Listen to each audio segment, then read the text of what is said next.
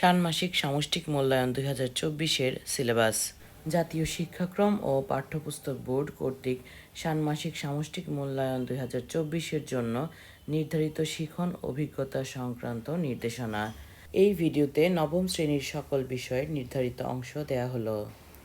নবম শ্রেণীতে বাংলা পাঠ্যপুস্তকের শুরু থেকে 99 পৃষ্ঠা পর্যন্ত, ইংরেজি শুরু থেকে 77 পৃষ্ঠা পর্যন্ত, গণিত শুরু থেকে 112 পৃষ্ঠা পর্যন্ত, বিজ্ঞান শুরু থেকে 36 পৃষ্ঠা পর্যন্ত, ইতিহাস ও সামাজিক বিজ্ঞান শুরু থেকে 73 পৃষ্ঠা পর্যন্ত, ডিজিটাল প্রযুক্তি শুরু থেকে 70 পৃষ্ঠা পর্যন্ত, জীবন ও জীবিকা শুরু থেকে 90 পৃষ্ঠা পর্যন্ত, স্বাস্থ্য সুরক্ষা শুরু থেকে 58 পৃষ্ঠা পর্যন্ত, শিল্প ও সংস্কৃতি শুরু থেকে 42 পৃষ্ঠা পর্যন্ত, ইসলাম শিক্ষা শুরু থেকে 75 পৃষ্ঠা পর্যন্ত, হিন্দু ধর্ম শিক্ষা শুরু থেকে 54 পৃষ্ঠা পর্যন্ত, খ্রিস্ট ধর্ম শিক্ষা শুরু থেকে 38 পৃষ্ঠা পর্যন্ত এবং বৌদ্ধ ধর্ম শিক্ষা শুরু থেকে 56 পৃষ্ঠা পর্যন্ত।